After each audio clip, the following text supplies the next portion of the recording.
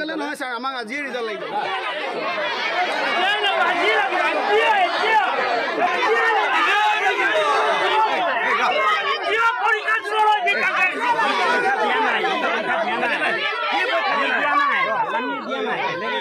তেওঁলোকে ডিউটি কৰিছে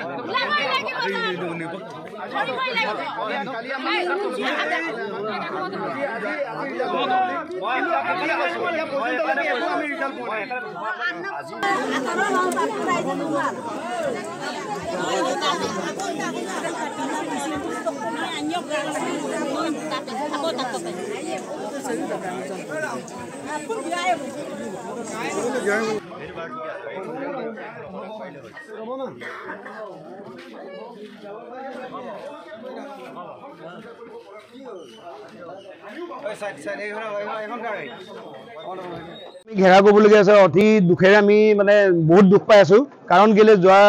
শুকুৰবাৰে ৰাতি আমাৰ মোৰ ভাইটি তনুষ্টাই আমাৰ ককাৰ হেৰি এটা কাজ এটা আছিলে কাজটো কৰি তেওঁ নিজা বাগ গৃহলৈ মানে গৈ থাকোঁতে আমাৰ জেলগাঁও চাৰিআলিত এছাম দলে তেওঁক মানে চাবিটো বাইকৰ পৰা চাবি কাঢ়ি আহিবলৈ চেষ্টা কৰে চাবি কাঢ়ি কিনি তেওঁক সোধ-পোছ কৰি কিনি ধন দাবী কৰোঁতে তেওঁ মানে তনুষ্টাই তেওঁলোকক অপ'জ কৰে আমি এখন গাঁৱৰে ল'ৰা কিয় চিনি নাপাওঁ নি বুলি কোৱাত একদম মানে উদাই মুদাই তেওঁক ডিঙিত ধৰিছে কাপোৰ ফালি দিছে আৰু মাথাত মানে দাহেদি মানে ঘপিয়াই দিছে আমাৰ জেলগাঁৱৰ পদ্মকান্ত দাসৰ পুত্ৰ পাৰিষদ দাস ওৰফে পৰীক্ষিত দাস নামৰ যুৱকজনে তেওঁক মূৰত আঘাত দিয়ে ঘপিয়াই ওঠৰা চিলাই পৰে আৰু কাণত ব্লেড মাৰে তেওঁক মানে ডিঙিত ধৰি ডিঙিটো আঘাত কৰে এতিয়া আমাৰ তনুষ্টাই আমাৰ শিৱসাগৰ জয়সাগৰ হস্পিটেলত চিকিৎসাধীন হৈছে তেওঁ মানে অকণমান দিগদাৰ আছে মানে অকণমান কঠিন হৈছে